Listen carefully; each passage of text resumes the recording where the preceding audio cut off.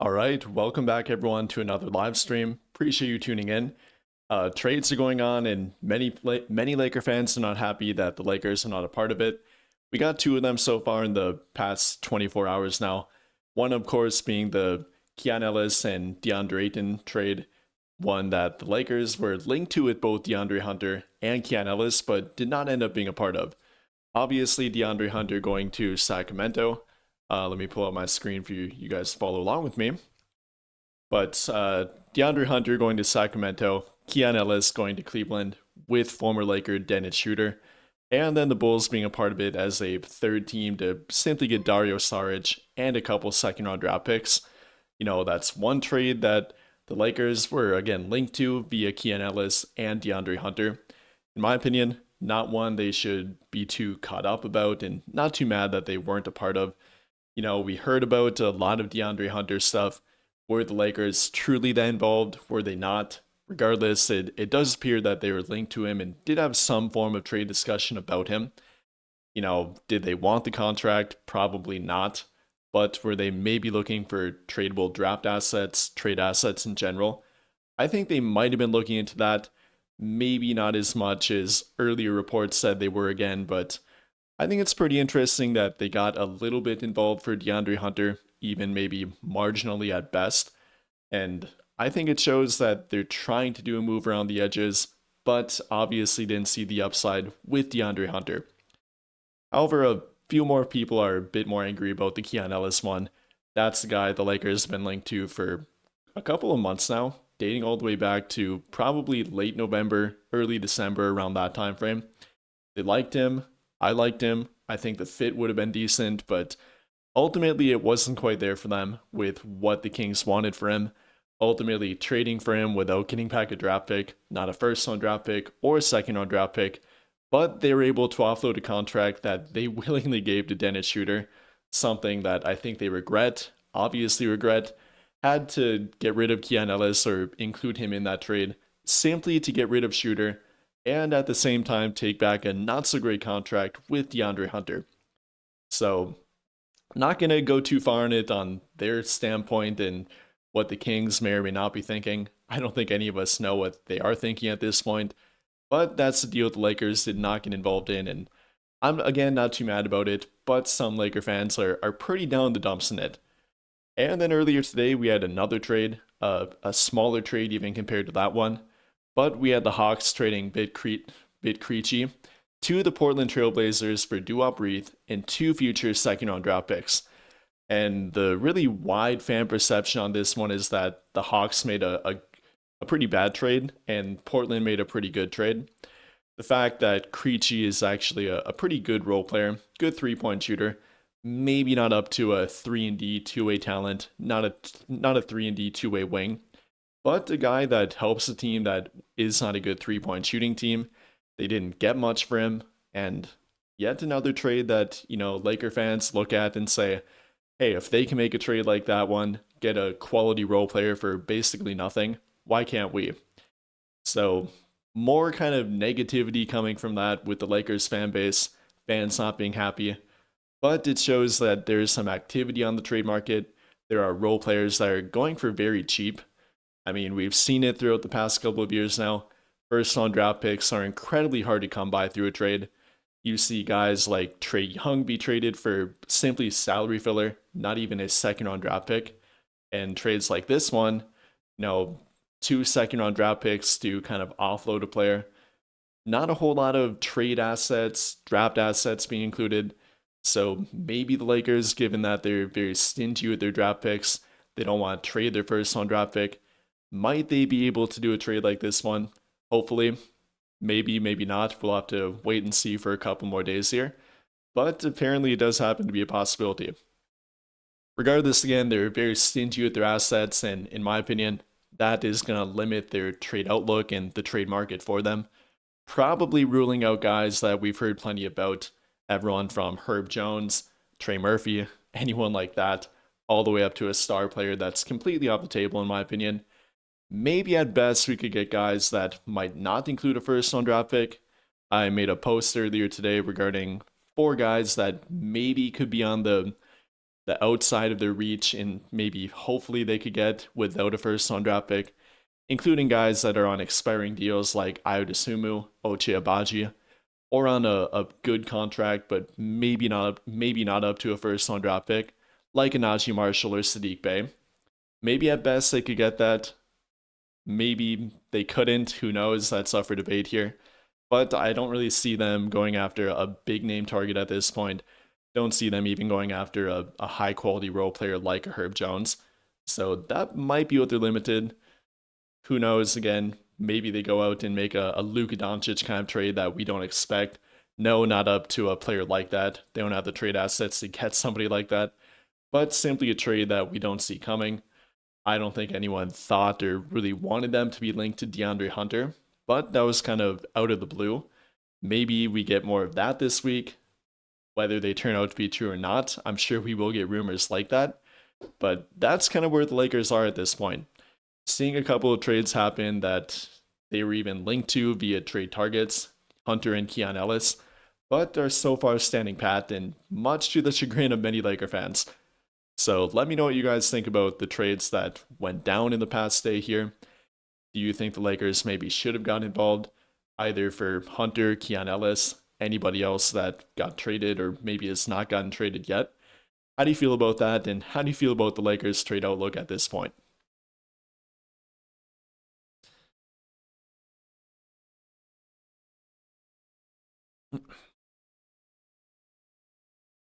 All right, we do have a super chat here from the notorious CRG. Appreciate it, my guy. The comment being, I think the Lakers are standing pat. Expiring contracts for Gabe Maxey have no value if the Lakers won't take back longer contracts from other teams. Um, yeah, I know that's kind of the wide perception and kind of the general agreement right now that they're going to stand pat. I'm still on the kind of fence about that, given that we've heard about them in trade discussions and that they've been linked to many trade targets, which that part doesn't really mean that much. But given that they do have expiring contracts, usually they don't let them go to waste. We haven't really seen them have this many expiring contracts with one trade deadline for quite some time now. I would be very shocked if they don't make at least a smaller trade with a Gabe Vincent, Maxi Kleber. Yes, you might have some point to make there about that they don't have much value. Maybe you can get a target back that doesn't have a terrible long-term contract if you pair them with an asset or two, or doesn't even have to be a big asset. Like I said, the first round draft pick market is very stingy at this point. If you're giving up a first round draft pick, you can demand quite a bit through a trade, more than what I think many fans tend to think. So even a second round draft pick attached with one of them, even a very marginal sweetener like a Dalton Connect, it might be enough to get them a smaller trade asset in return. Again, not a guy like a Herb Jones or anyone close to that, but maybe an Ochai Agbaji, somebody like that. I mean, we've even heard a rumor that the Raptors were trying to attach a second round draft pick just to get rid of him. So maybe not as difficult as you might think, that we might think. Maybe it is. We don't really know for sure. But at this point, yes, they've done nothing. It's not a very positive outlook. I would lean more to standing pat rather than making a big trade or multiple even mid-tier trades. But I still do think that they'll do something smaller at this point. Appreciate the comment though, appreciate the super chat. Let me know what you guys think. Are you more along the lines of that they will stand pat, or that they will trade at least their expiring contracts, maybe with a second round draft pick with Dalton Connect, or maybe at most a first round draft pick swap? Or are they going to do nothing?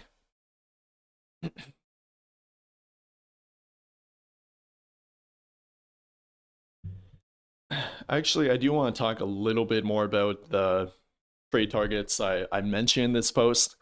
Why I think these would be the absolute best of what they could go after at this point. I'm really kind of being a bit optimistic with Ayodesumu and Najee Marshall. These are the two that I listed here that would maybe be up to a first round draft pick. But again, I think the first round draft pick market is very stingy. I think the Lakers are rightfully valuing that draft pick very highly. Their final tradable first round draft pick. not only for the future and whatever bigger trade target they might go after. I know we always tend to hear about Giannis. I really doubt that ever happens. But simply for this trade market, again, pointing back to Trae Young, even pointing to trades that have not happened that we've heard about, I think it's pretty clear that first round draft picks are worth quite a lot through the trade market. I mean, even hearing about Karl Anthony Towns going for possible salary filler at this point, that's kind of crazy to think about. Not former All Stars that are removed from their prime, but current All Stars that, yes, are being paid quite a bit and do have obvious flaws. Even they can't get a first round draft pick in return. So if they can't, I'm not sure that an Ayo Dosunmu could, even though he's a very talented player. He is on an expiring contract, and you do have to pay him to retain him this summer. Something to think about. Maybe at best, I could see him being on their radar. If Chicago would trade him, and if it would be for a good trade price, maybe. Additionally, again, I mentioned Ochai Agbaji. I think this would kind of be the bottom of the barrel of the four guys I listed here. I think if anything, you could maybe get a second round draft pick by trading for him.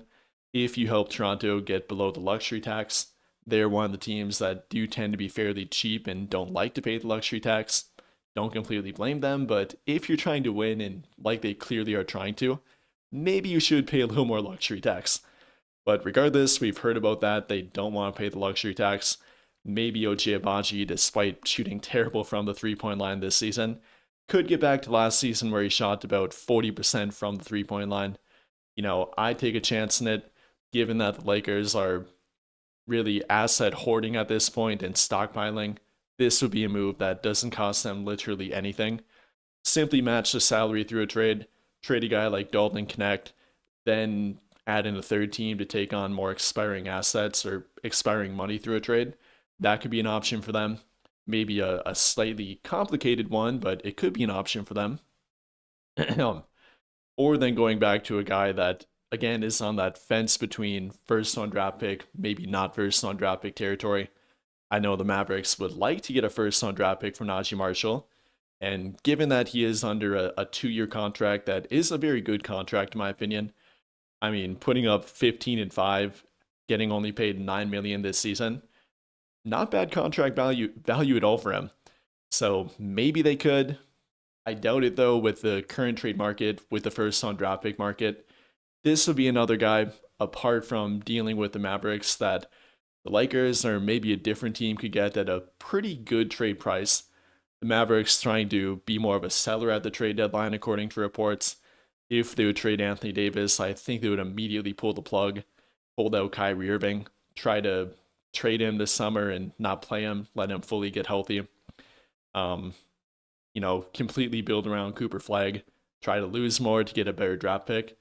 I think he'd be a trade option for a contender trying to win. Maybe that you could get for slightly less than a first round draft pick, maybe a heavily protected first round draft pick, maybe a combination of pick swaps and a younger player that would make the trade work financially. Maybe something like that at best. Then for a guy that I've seen a lot of you mention actually, Saddiq Bey. Some kind of wrongly refer to him as a 3-and-D wing. I'm not sure he really fits the defensive part of 3-and-D, but he's having a very good year offensively, coming off, I think, a 32-point game the other night, averaging now over 16 points per game, 5.9 rebounds per game, shooting a decent mark from both the field and three-point line, over 45% from the field and roughly 35% from three. Not a terrible buy low option, is actually on a pretty solid contract, being paid roughly $6 million this year and next year. If they would trade Hachimura, or if they're thinking about it, maybe not planning to assign him, whatever they might try to do, Saddiq Bey is the guy that kind of fills that both role and position. He's that bigger wing. He's listed at 215 pounds, but I guarantee he's more around 230 to 240, much like Hachimura.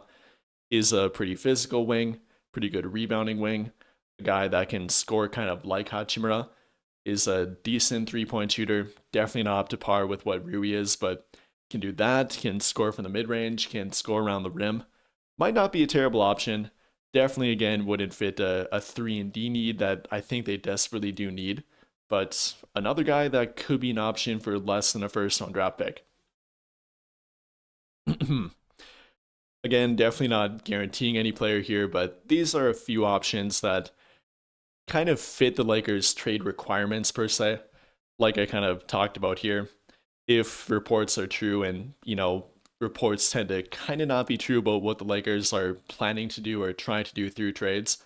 But if they actually are true, and the Lakers will not make a trade if it does require a first round draft pick, or if it would require a player on a relatively long bad term contract, these would probably be the guys that fit their current trade mindset and current trade requirements.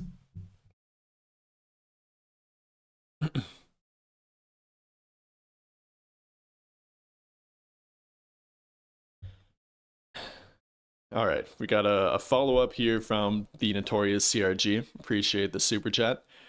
Saying, hope you're right, but no trade over a bad trade. Yeah, definitely agree with you. I think we tend to get caught up with the trade rumors, and if we don't hear about a trade the Lakers are planning to make or that they do make a trade, then it's terrible that they didn't do anything and we should be angry about it. But on the flip side, if they would make a bad trade, if they would have traded Hachimura and Dalton Connect for just DeAndre Hunter, not gotten back any draft assets with that trade, not gotten back a Day'Ron Sharpe, for example, something I talked about before the Hunter trade happened, I would have been pretty mad about that. That to me would have been a bad trade. It would have fallen into that category. And at that point, I would much rather have them make no trade than make a bad trade that does not really take advantage of their current trade assets. So, yeah, I do agree with you. I still want them to make a trade. I'd like for them to make a marginal trade or two, but no trade is better than a bad trade. You are right.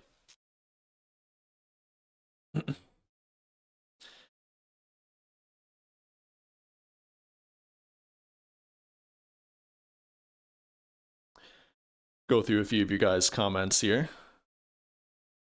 Pick out a few good ones.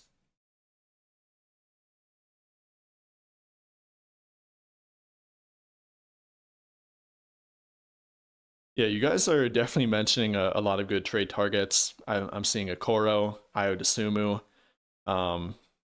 bunch of other 3 and D wings.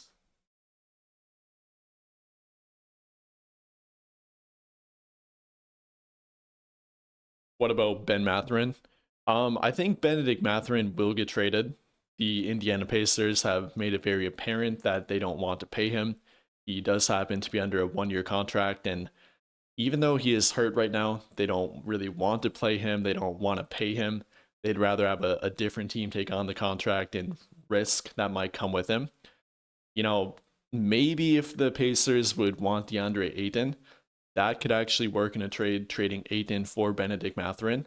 Maybe, but apart from that, I don't see the Lakers doing it. It would kind of fit the long-term outlook for them, putting younger pieces around Luka, Austin, the Luka Doncic timeline. But apart from maybe a dart throw kind of trade for a younger player that does have upside, probably not a very likely option.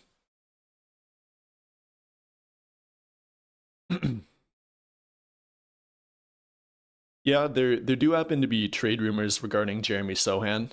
I don't really love the fit of that. I've seen some comments regarding that lately. With Jared Vanderbilt not being a great fit for the offense and that often being a problem, you're kind of getting that plus more with Jeremy Sohan, a guy that, yes, is a bit more coordinated than Vanderbilt per se, but is equally, if not a worse, 3-point shooter. I think this season, albeit in very limited playing time, is shooting like 23% from the 3-point line, is a sub 30% 3-point shooter. So even with the defense factored in, not sure how you make that fit around Luka Doncic when in that kind of role and in that kind of lineup, you'd have to play a corner catch and shoot role, which he can't fill. I don't really get the hype with Jeremy Sohan.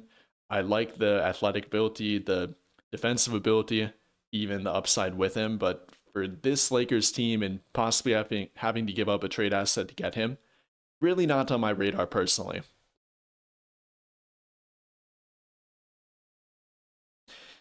There were two different rumors about Connect requesting a trade. One that was a bit more bashful, I'll say. I think that being the Anthony Irwin report. That one I don't think was true. That kind of being confirmed, kind of. A lot of people disagreeing with it. But there was a different report from Mark Stein, I think, hinting that Connect would like a fresh start with a new team, quote unquote. That I do believe. I don't think he walked into the Lakers front office and outright demanded to be traded. I don't think Connect would do that. I don't think that's his personality. Maybe his agent is really hinting and giving the Lakers front office and Rob Pelinka the, hey, we're not playing anymore here. We're kind of wasting our time. We're not getting playing time. Could you maybe try to find a trade for us and make something work? Yeah, I could see that, and that's kind of been hinted at, but no, I don't think he outright demanded to be traded.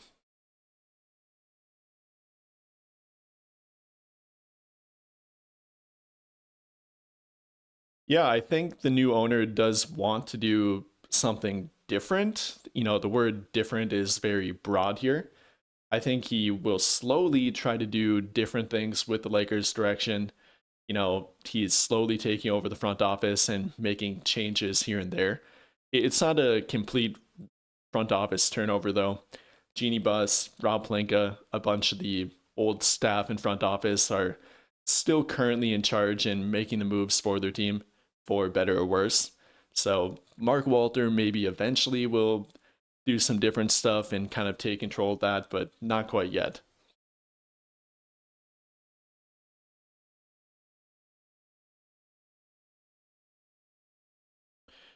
But yeah, I would be curious to see if Rob does do nothing, then will he be fired?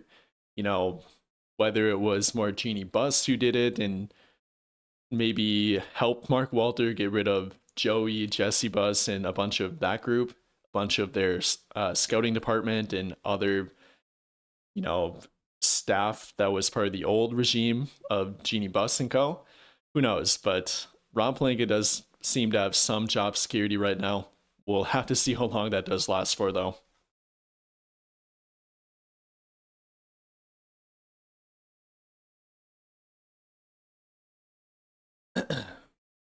Lots of comments. So I'll try to get to as many as I can. If you really want my attention, feel free to do the super chat. No pressure, but that is how I will definitely see your comment. And speaking of that, we do have one from Ryan, uh, Ryan Alem 4332. Hopefully I pronounced that right, but appreciate it regardless. And the comment is most likely Laker trade. That one's hard to predict or really point to, in my opinion.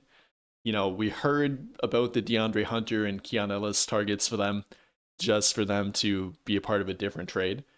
At this point, we've heard about different trade targets, everyone from Herb Jones, Najee Marshall, just thinking of reports off the top of my head. Wing players like that. We've heard a little bit about a Daniel Gafford at center, but at this point, pointing to the most likely Lakers trade target, that's pretty difficult. In my opinion, I kind of go back to the posts I made here and what I showed before. Not directly pointing to one specific name, but simply guys that fit their trade requirement outlook per se. Guys that probably wouldn't take a first round draft pick, and guys that are on both or a good expiring contract. Anybody that would fit that, for example, Ayo Dosunmu, maybe at best that could be a likely realistic target for them. That would be a really good one. Ochai Agbaji, somebody that wouldn't take basically anything to get. I think that would be a pretty easy guy for them to trade for. Najee Marshall, again, another guy on the outside of that first round draft pick territory. Maybe, but he definitely would fit. He was linked to their team via a report from, I think, Brad Turner of the LA Times, if I remember correctly. And then all the way down to Sadiq Bey. I think he was linked to their team as well, maybe from Michael Scotto of Hoopshype. So guys like that are in the realm of possibility for their team, are within their trade assets, are younger and could be a part of the timeline, are on good expiring contracts. Take your pick between somebody that kind of like that. If I had to point to one or two names here, I think Ochai Agbaji will get traded. I could see him being a Lakers trade target, somebody that we don't hear about, but they make a smaller move to get. Maybe a guy like Ochai Agbaji. I think regardless, again, he will be traded, whether it's to their team or a different team. We've heard a little bit about Sadiq Bey. Lakers have obviously been in contact with the Pelicans, talking about Herb Jones, throughout the past couple of months. Obviously not being able to reach that trade price, but maybe they pivot to Sadiq Bey. Maybe they pivot to a Jose Alvarado. Maybe they try to get Yves Missi. Probably not very likely, but if they're already talking to that team, maybe they try to take on a different trade target than just one we hear a bunch about. So again, unfortunately, can't fully answer your question there, but I appreciate it. I'd like for them to make a trade, and there are a couple of guys that fit their trade requirements.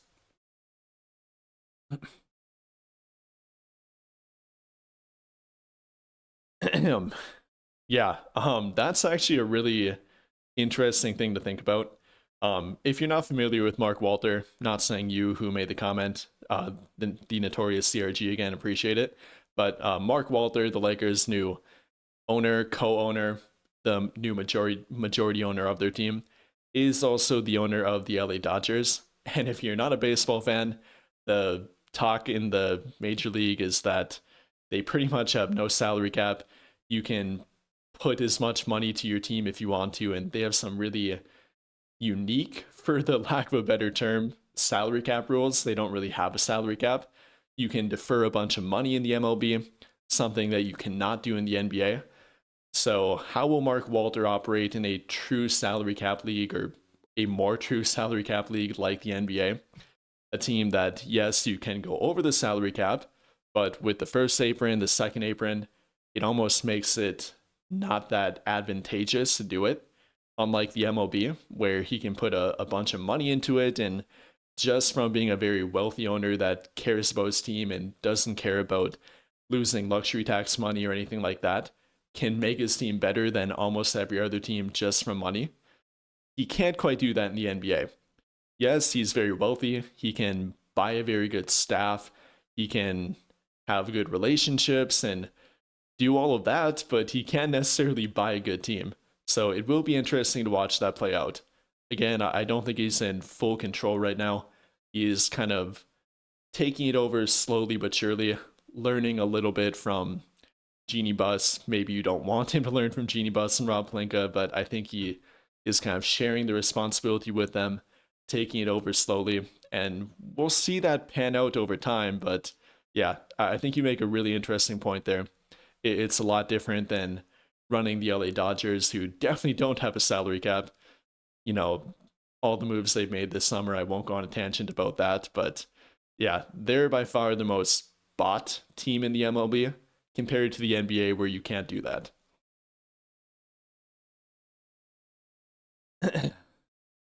All right, we got another super chat here from Greenlight Transport 8320. I appreciate it. And the comment or question is, can we get Claxton or Onyeka? If so, how? Oche. Yeah, we can, but I don't see it being very likely at this point. We've heard about both trade targets, and they definitely can make a trade work. If you head over to Brooklyn, you can trade Rui Hachimura with you do need more than Dalton Connect. You could do Rui Hachimura with Gabe Vincent. That would work.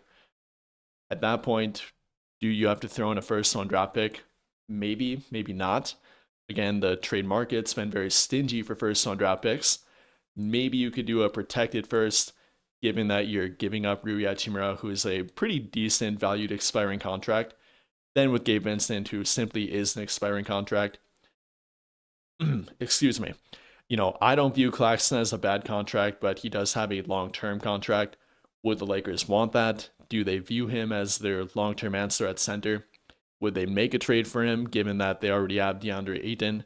Would that be a short-term problem that they wouldn't want to deal with? I don't know. Simply questions that you do have to factor in here. But yeah, I think they could trade for him. I think Brooklyn would be open to it. I don't think they're desperately trying to trade Nick Claxton, nor are they desperately trying to trade MPJ, but they're definitely open to it for the right price. And then for Onyeka Okongwu, who had a really pretty ugly injury the other night, getting elbowed by Jaylen Brown and losing a few teeth while doing it. Kind of much like Brooklyn, I don't think they're against trading Okongwu, but I think they are definitely not desperate to do it. He would be a guy that would take a first round draft pick, in my opinion. Is only 25, does have long term upside, and is one of the few stretch bigs in the league that can both space the floor and protect the rim and switch on defense. Definitely a unique skill set, a uniquely talented front court player. A guy that they were linked to at the trade deadline last year. I think he was a part of the reported Luka Doncic list of centers that he'd like to play with, including guys like Walker Kessler, Jalen Duren, himself, and I think Nick Claxton. So, yes, they theoretically could do it. It wouldn't be that difficult to make the money work. Could do Gabe Vincent, Dalton Connect, wherever I have Dalton right now. Oop, right here. Yeah, it wouldn't be tough to make the money work. You definitely would have to give up a first round draft pick. Even then, would that be enough to get him? Maybe, maybe not. Atlanta, they're kind of in a weird spot right now. Yes, they just made the Vid Krejci trade, a trade that wasn't a good one for them, in my opinion. Maybe they're trying to stockpile their assets for a bigger trade this summer. Maybe they would trade Onyeka Okongwu with that mindset, getting a first round draft pick for him. If you're really trying to get your center of the future, I think it could be a possibility.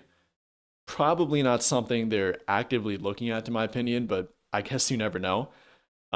Is a guy that they were linked to, is a guy that Luka apparently would not be against playing with and wouldn't be opposed to having as his long-term answer at center. So maybe, but probably not at the top of their list. And then I think you mentioned Ochai Agbaji. That to me would be the most realistic target of the bunch. A guy that's been inactive trade talks, according to reports. I think the Raptors and the Phoenix Suns had a trade around him and Nick Richards. We've heard a lot about Toronto wanting to duck the luxury tax. Right now, they're, I think, 2 or 3 million into it, which multiplies by 2 or 3. So if they simply want to offload him to get below the luxury tax, we could actually help them do that. If they would take back Dalton Connect, therefore offloading 2.3 million, I think that would duck them below the luxury tax. Then we get a third team involved, like Brooklyn, whatever it might be, sending out Gabe Vincent to them, then putting toward the second round draft pick that they would give up to trade Ochai Agbaji and duck the luxury tax, trade that to the Brooklyn Nets. So I think that would be a very realistic trade for them to make. Maybe not getting a guy that's having a very good year again. Ochai Agbaji shooting pretty terrible from the 3-point line. But I would take a dart throw on him to get back to what he did last season, filling that 3-and-D role for them, shooting roughly 40% from the 3-point line. I'd definitely be open to it. I think it would be a great buy low option for them. Even with him not playing well right now, the upside to that is it wouldn't take much to retain him this summer. Probably even less than what he's currently making right now. So 25-year-old that has shown legitimate 3-and-D ability, I definitely wouldn't be opposed to it. But hopefully that answers your question and kind of gives you a little brief filler on what it might look like for all three of them.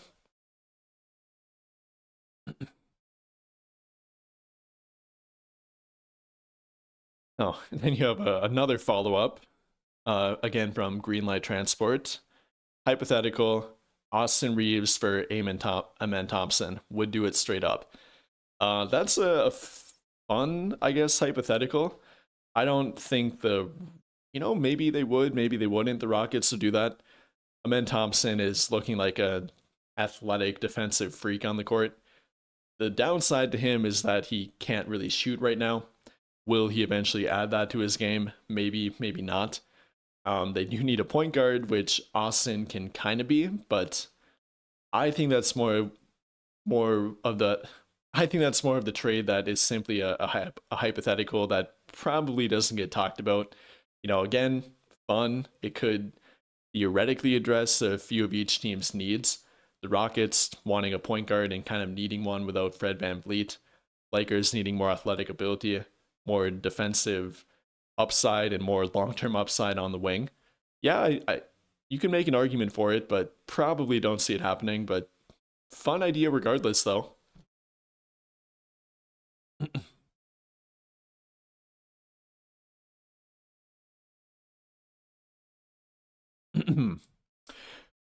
Going back to the Claxton and Brooklyn Nets trade, yeah, for me, even apart from Claxton, Highsmith, Terrence Mann, or any player on the Nets, I think they're simply their best potential trade partner. The only team in the entire league that has cap space. They can be a third team in a trade. They can be a trade facilitator. They can be a direct trade partner. They're a team the Lakers have made a trade with. So no matter what way you look at it, either directly or indirectly with them in a trade, I think they'd definitely be their best trade partner, probably the team that would help them in pretty much any trade.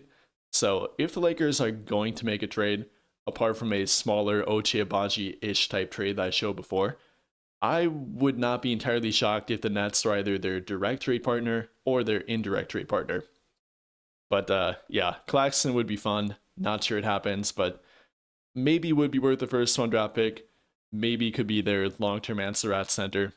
Regardless, I think it would be a fun idea to maybe pursue.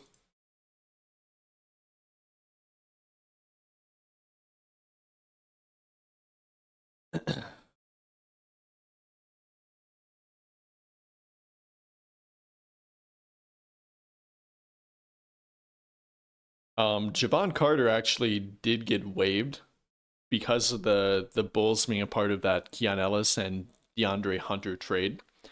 Let me pull up that official report from Shams. Uh,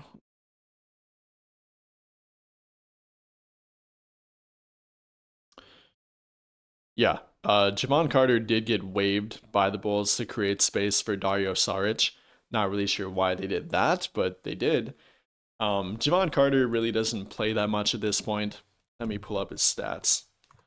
But in the brief time that he did play this season, actually was playing pretty well for them, shooting at 41% from the three-point line, being a pretty decent point of attack defender. I really liked him back when he played for Milwaukee.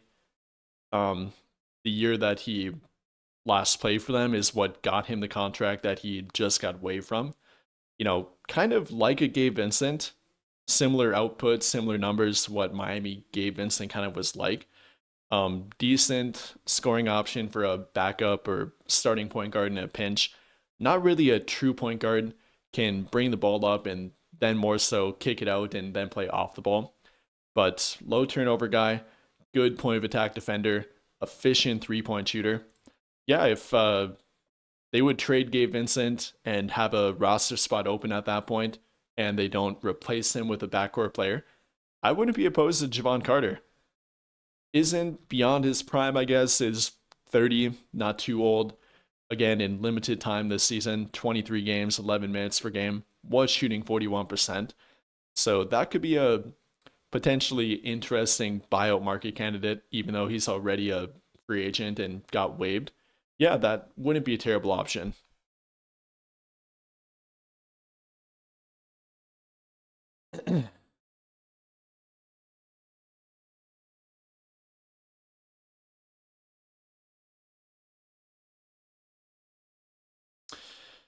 Yeah, I'm seeing a lot of comments about Andrew Wiggins. I think what it comes down to with him is not the fit. I think he'd be a great fit. I think he would fill their need on the wing. I think he would fill their defensive need. I think he would fill their three-point shooting need, simply the 3-and-D need again. But I think the risk, kind of like your comment is saying here, is that Pelinka doesn't want to jeopardize the financial outlook with their team. Wiggins does have a player option this summer. If you would opt into that, that would be nearly 30 million. I think a little over 30 million. That would cut into over half of their projected cap space. If they want to do that, if they view him as a relatively long-term option, does happen to be 30, so maybe they don't. That's maybe the risk with it and why they won't do it, even though we've heard plenty about it.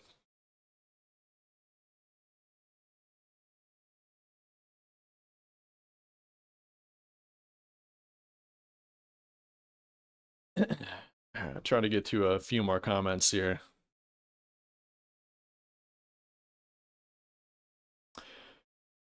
In the Oche trade, would it be possible to get Day'Ron Sharpe from Brooklyn too? I it could be. Let me pull up that trade again. How much money are we sending out? Yeah, it definitely would be. I think you'd have to give up another draft pick at that point. But given that we're giving up 2 players, we do have room for Day'Ron Sharpe. We'd still have 14 players on the team after that. We're still taking in less money than we're sending out. But at that point, I think you'd have to include another second round draft pick. This would be our own second round draft pick. I don't think Toronto would send out another one just to give up Ochai Agbaji, even with Dalton Connect. I think you'd have to send another one at best. Maybe that could get you Day'Ron Sharpe. Not a bad idea though. If you're trying to get a bit more from that trade, either a Day'Ron Sharpe, if Haywood Highsmith were healthy, I'd love to include him. But yeah, not a terrible idea.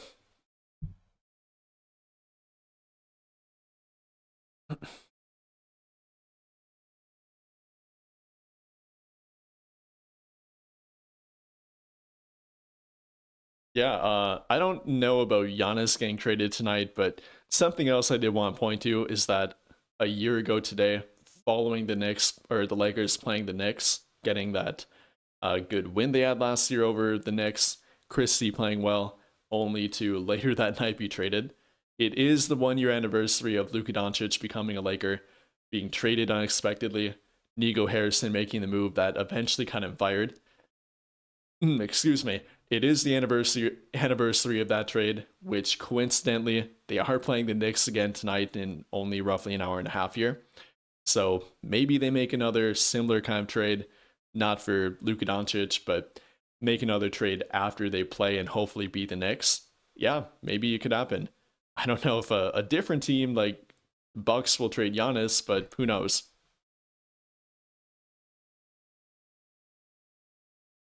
Yeah, kind of what I just referred to. Lakers beating the Knicks and they make a panic trade. Maybe they make a trade in general. Yeah, that would be quite the coincidence. Maybe they'll make it a yearly tradition. The NBA schedules them on February 1st every year just so they can make a trade after beating the Knicks. That would be a fun tradition. I'd be open to it.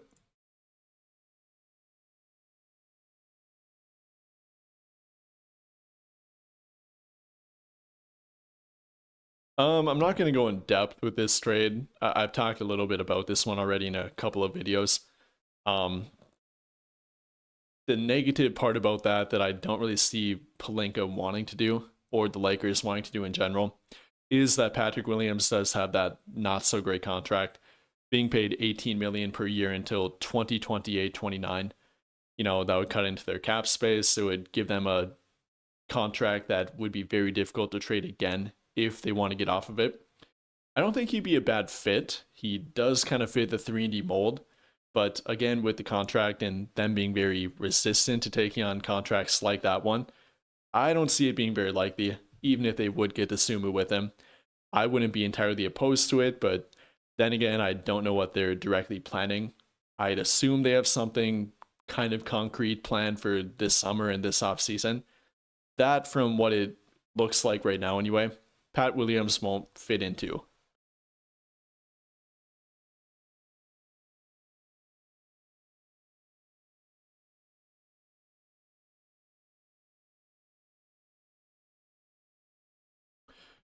Yeah, definitely agree with you that the Lakers need wings. I think they need a long term answer at center too. But this team and what Luka Doncic, LeBron, Austin, players like that who are more offensive minded and do tend to be more on the side of a one-way player rather than a consistent two-way player. Even apart from that, they simply do need two-way 3D wings around them, like Luka had back in Dallas with Derek Jones, PJ Washington, a big wing, and a smaller, more point of attack wing. You do need at least two, even with guys like Josh Green off the bench, somebody that can kind of fill that 3D role for your team. They definitely do need more of it.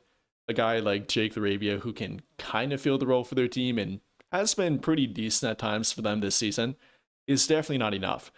not enough between Jake LaRavia, Marcus Smart, two guys that can kind of fill that, but are not quite there. They definitely need more consistent, higher upside 3D players that they don't have right now.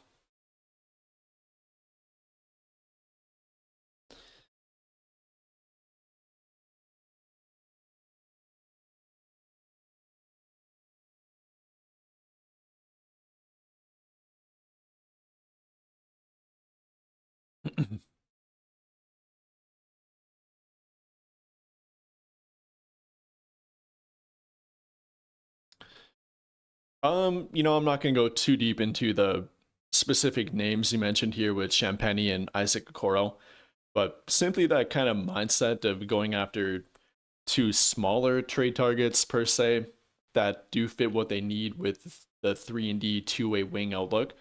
I wouldn't be entirely against that, and I feel like it's probably a more likely trade scenario for them at this point. Going after guys that don't cost that much, are not under a bad long-term contract or even a long-term contract in general. That would be more on the side of a realistic outlook rather than a not so realistic one.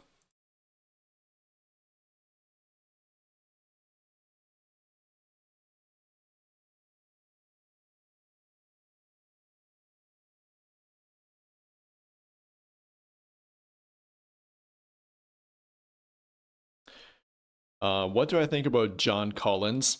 A guy that isn't a two-way player in my opinion. Definitely has the athletic ability to be one if committed and if he had the right mindset. I think he's fun to watch from an athletic standpoint. I think he's a decent floor spacing 4-5 hybrid, kind of more of a 4 than a 5, definitely, but not really what the Lakers currently need. Kind of a Rui Hachimura problem, similar to it, with he wouldn't be a good fit for the starting lineup. You definitely couldn't play him with all three of Luka, LeBron, and Austin. I think that would be a pretty bad fitting four-man combination, especially if the fifth would then be Ayton. That wouldn't work out for them. Then the obvious point that if you're trying to make a trade conversation about him, I don't think they would trade with the LA Clippers again. Not only the rivalry, if you want to call it that, but two teams that are trying to win in the Western Conference right now, that automatically makes it a much less likely trade to happen.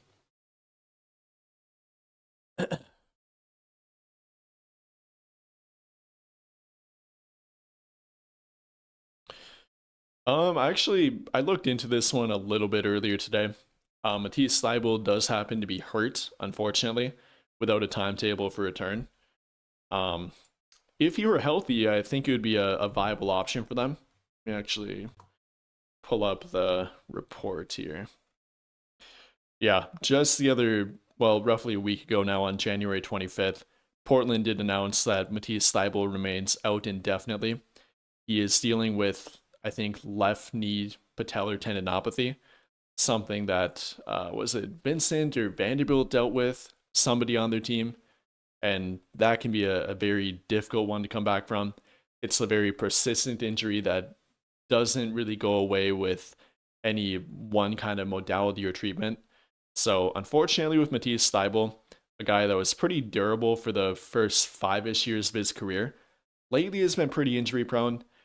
Then with Rob Williams, who, even though has been a bit healthier this season, I looked him up before and he's played 33 games. He does happen to be hurt right now again. Is a guy that is pretty consistently hurt as well. Maybe not the best option for them purely from a durability standpoint.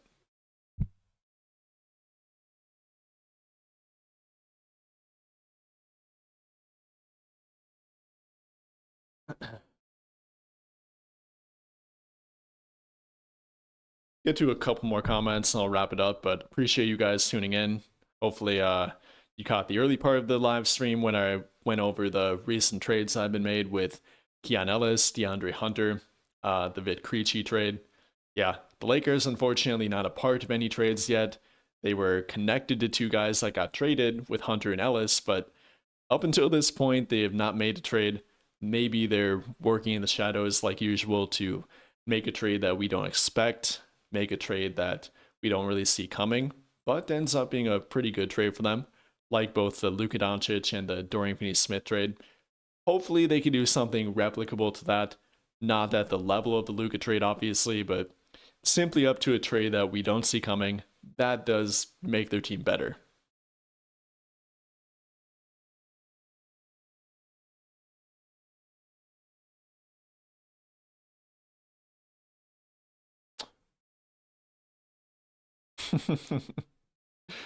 Gabe for Giannis straight up. Yeah, that'd be fun.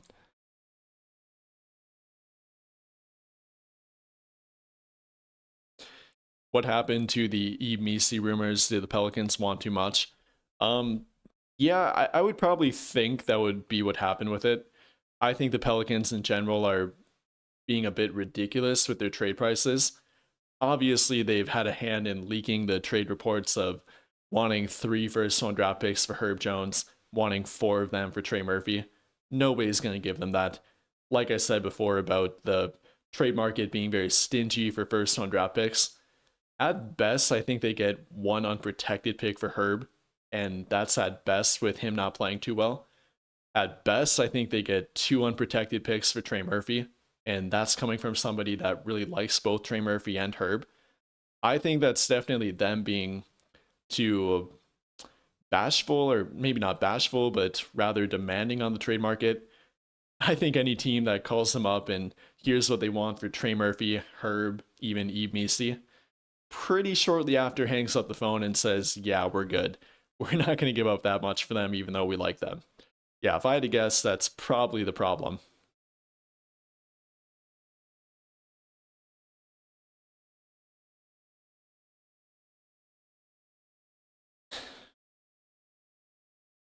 You feel like you value Rui more than most do. Yeah, I think Rui does have some value. The problem with him is that he does happen to be under an expiring contract that, for better or worse, does greatly lower the trade value of any player through a trade. Um, right now, Hachimura making 18.2 million. To match that through a trade, you do have to have a pretty mid-tier to bigger trade, either trading somebody directly that has obviously at least 18 million or pretty close to it, apart from the Nets that can take back money through a trade, or if you're going to make multiple trades with that, what is a different team going to give up for Hachimura, given that it would be a rental for their team, given that they'd have to pay him to retain him. Yeah, he's a very good offensive player, a very good 3-point shooter, but doesn't really fit the 3 and D mold, isn't a good defender. So there are definitely flaws with him, even though I do really like him. I think he's their only expiring contract that actually does have trade value apart from that contract. I think maybe comparable to a heavily protected late first round draft pick at best, probably more along the lines of a 3-4 second round draft pick trade, kind of what the Lakers gave up for him. I think back in 2023, they traded Kendrick Nunn and 3 second round draft picks for him. I wouldn't doubt if that probably would be a similar return package for him, for better or worse. I think he does have trade value, but is limited by that expiring contract.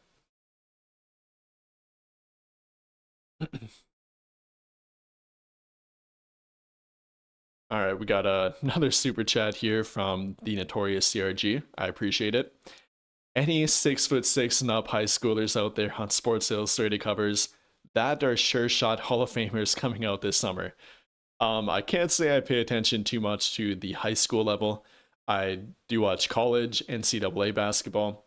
I think everyone knows about the top prospects with Darren Peterson, Cam Boozer, the guy from BYU. I can never pronounce his last name correctly, but AJ Debonsa, whatever it is. High school, I'm not too familiar with. I know you're kind of joking here, but yeah, that's funny enough when we're talking about trading the 2031 first round draft pick. That's what we're talking about in regard to an actual player that would be drafted with that pick. 5 years down the line here, that's currently a 14, 15-year-old that's probably getting taken with that draft pick. So if you're trying to scout for that draft pick, you are probably looking at the lower beginning high school level.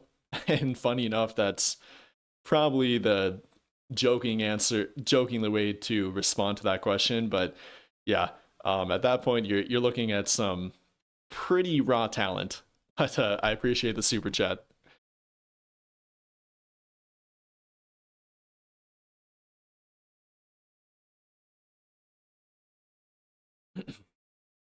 Let me actually let's do a little bit of draft talk. 2026 draft projection.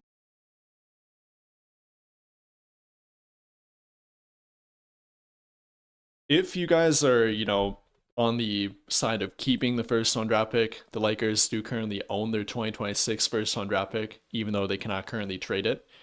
Right now, that would fall somewhere in between 17 to 22. Right now, they're at 22. You know, I definitely have not looked too much into it, but if they keep that pick, maybe they find their long term answer at center.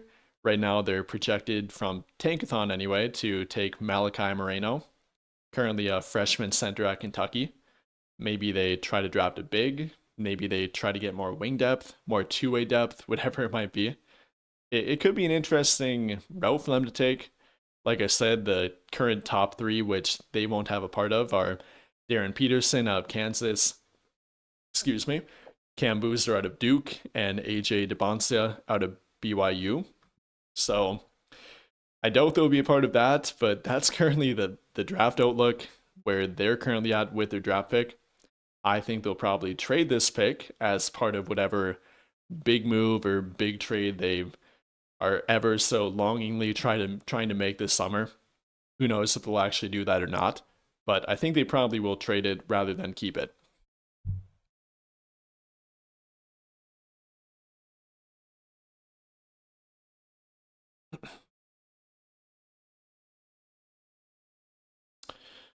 Yeah, a little bit more on Ayo Dosunmu. I think it's a very curious case with him. He is under an expiring contract, but it's not a big one. It doesn't take much to match it through a trade, only roughly 9 million. And additionally with that, he is playing very well, having a career year for himself. So is he up to a first round draft pick value through a trade? Maybe, maybe not, given that you do have to pay him. And on the other side of that, do the Bulls want to pay him? Do they want to retain him? I think that'll come down to if they trade Kobe White. I think they're definitely not going to keep both Ayo Dosunmu and Kobe White. They're definitely going to trade one of them purely from the luxury tax implications and how cheap they have been. I don't think they'll trade both of them. There's not a possibility with their current owner and their current ownership group that they pay both of them and go into the luxury tax again. So be on the lookout. If Kobe White does not get traded, then I think Ayo Dosunmu will get traded.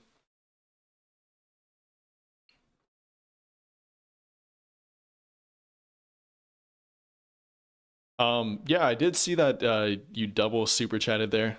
I apologize if that was by accident, but I do appreciate it.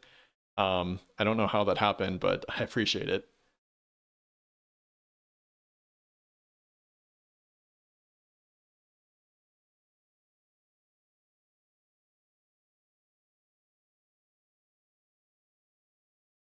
Yeah, if you want a follow-up question for the additional super chat, I'll be on the lookout for that.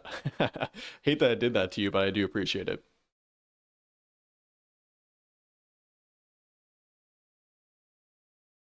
You think both AR and Rui like to play for the Lakers and with Luca, so I think they can make it work. Yeah, whenever I do tend to talk about Rui Hachimura and the possibility of them keeping him rather than trading him, I do often point back to that. Whenever it comes to trade talk, we forget to factor in actual chemistry and relationship with the team. If anything, I think that's part of why they would keep Hachimura. The on-court and off-court chemistry that he's shown with Luka Doncic and Austin. They're probably the three closest guys on the team if I had to guess from an outside perspective, purely from how much they mess with each other and how much they joke around pregame and everything. I think that would probably be the best reason to keep him. The chemistry that they currently show, that they have shown, I think that's actually their best three-man lineup combination per net rating this season. So obviously they fit. They've shown it on the court, off the court. If you're going to make the argument to keep Rui, hopefully with a discount, not 18 million plus again, That would definitely be something to point to.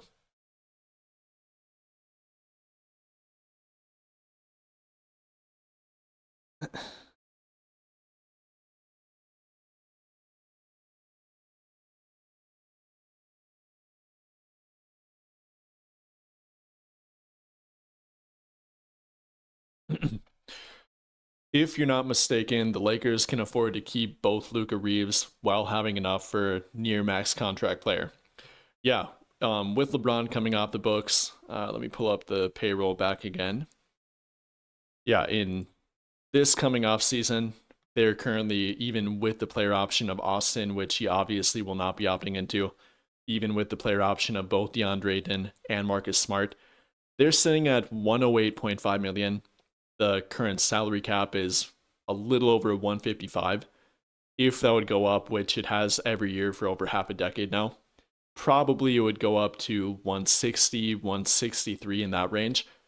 If LeBron doesn't come back, which is kind of the widely accepted pathway for him, that he'll either go to a different team and have his retirement tour, whether it be Cleveland, whatever other team, or if he would come back with their team on a massive discount, that would be a pretty fun idea. Then they'll have roughly 55 million in cap space. You can use that cap space before you re-sign Austin because they have his full bird rights. So let's say you sign Peyton Watson at 30 million per year, then sign somebody else at 15 to 20 million per year. You fill up that 55 million in cap space. After that, then you can re-sign Austin. It might get a bit tight there below the first apron, but you can do that. Yes, you can resign Austin, you can keep him on your team with Luka while having cap space. But it does come down to if LeBron comes back or not, if they pay him, what they pay him. Rui Hachimura, also they could bring him back after using their cap space. They can do that. But the unexpecteds are Marcus Smart, DeAndre Ayton, guys like that who will factor in lightly to the cap space.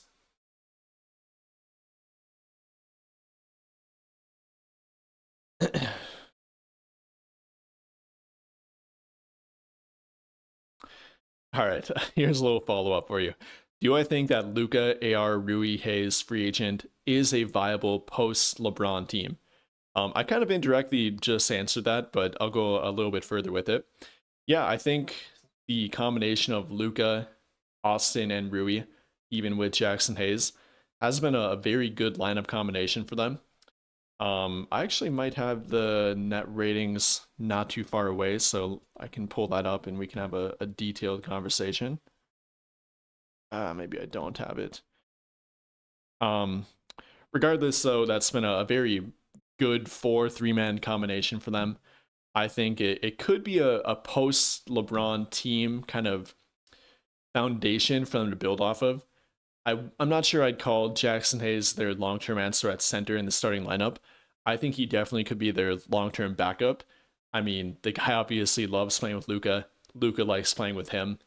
I think Hayes just got his Slovenian citizenship or, something along the lines of that to be able to play with Luka on the Slovenian national team. Obviously, they like playing together. He wouldn't go out of his way to do that if they didn't. I think Luka would like to have him long term. I would not be entirely shocked if they re-sign him to a 3-year deal this summer. It's been 3 consecutive years of 1-year contracts with Jackson, so now it might be time to pay him a bit more. I think he finally is playing up to a guy that is worth more than that veteran minimum or non-bird right raise, maybe more in the territory of 5 to 8 million per year. So I think, yeah, he could be a foundational piece for them. Not the starter, but maybe the long-term backup that does play 15 to 20 minutes per game for them. And then with Rui does fit in. I think he's actually a good stopgap to fill in for the post-LeBron void. I think when LeBron doesn't play, before LeBron came back, when he was hurt earlier this season, dealing with that sciatica, I thought the Lakers looked really good with the combination of Luka, Austin, Rui, then with either Marcus Smart, whatever starting lineup they tried with them. It looked pretty good. Then with DeAndre Ayton as that stopgap 5 for them, I think they've shown that can work for their team. It's been a pretty good fit offensively, even not too bad defensively. Yeah, I think there's definitely a real future that all four of them are back in the team next season, that they actually view them as part of the team going forward. Yeah, I definitely could see that.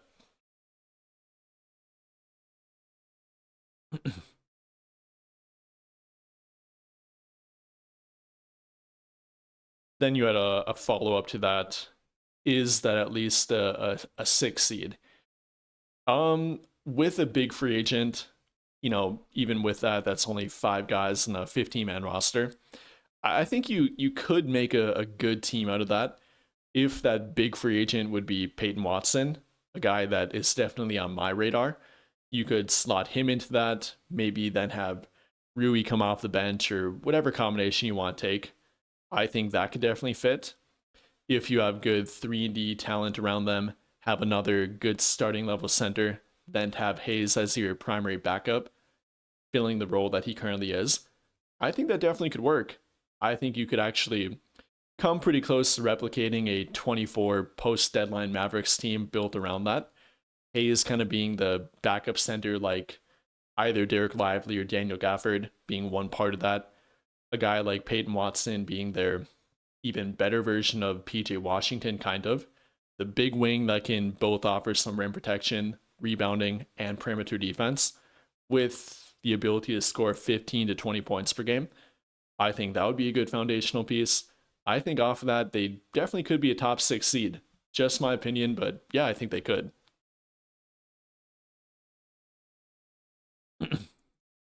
Yeah, just a little brief follow up to that. Definitely agree with you. Hayes has been so underrated. Uh, I think he gets a lot too much hate. Yes, he does have a not so great off the court background. I don't want to dip into any of that. The allegations are maybe not fully true. Again, don't want to get into that. But what he's done on the court and for their team, it's been pretty good and definitely underappreciated.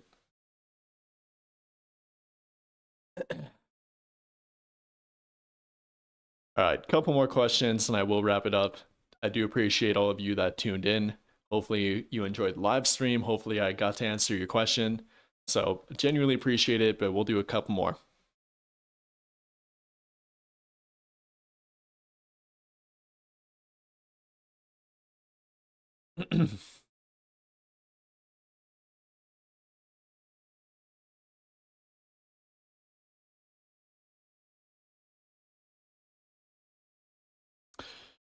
I'm not going to get it too deeply into three different trades, but three realistic trades in the summer. If anything, I feel like that's when a Herb Jones kind of trade would become a lot more realistic. Of course, when the Lakers get their long talked about more tradable first round draft picks, when they get their 2026 first round draft pick, that becomes tradable during draft week in late June. Then their 2033 first round draft pick becomes tradable with their currently 2031 first round draft pick. At that point, I think a Herb Jones type of player becomes a lot more realistic for them. Maybe they make a trade for a guy like that, then sign somebody off the free agent market like a Peyton Watson. Maybe that's their ideal-ish kind of offseason. I wouldn't be opposed to it. If anything, I think that could be better than making a big trade like a Giannis Antetokounmpo.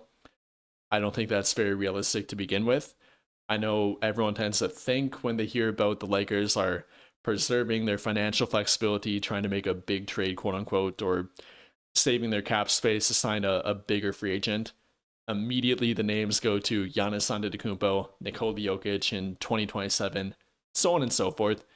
But it doesn't really have to be that way. Again, not really directly answering your question, but I think that's when bigger targets that they can't quite acquire right now at this deadline do become a bit more realistic and more objective trade targets for them. All right, though. 1 hour before the Lakers and Knicks game, uh, again, the anniversary of the Luka Doncic trade following their matchup last year. Hopefully, the Lakers can have a similar outcome. Maybe not the Luka Doncic trade, but beating the New York Knicks tonight. The Knicks do appear to be pretty healthy. They got OG Anunoby playing tonight. Mikal Bridges is healthy. I think Cat is playing as well. The Lakers, I don't think they'll have Austin tonight. I did forget to look at the final update, but pretty sure he's not playing tonight.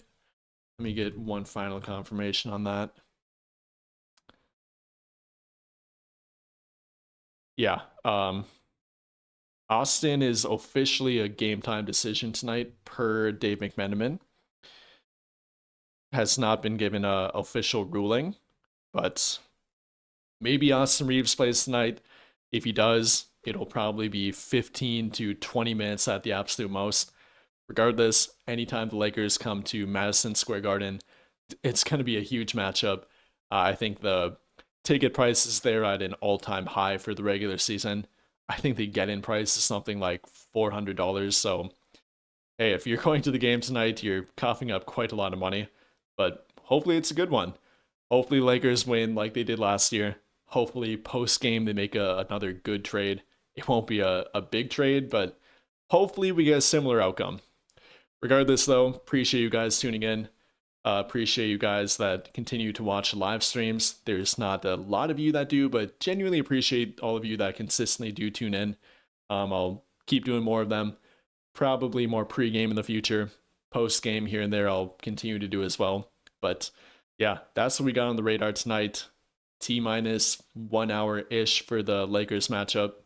And hopefully they can replicate what they did last year around the trade deadline. But that's kind of my thoughts on it. The trade market slowly but surely heating up. Slowly but surely the Lakers may be running out of trade targets. I am still optimistic that they won't stand pat, but we'll have to see how it eventually pans out when the trade deadline does hit on Thursday. But appreciate you guys tuning in again. Have a great rest of your day or night, and enjoy the Lakers game.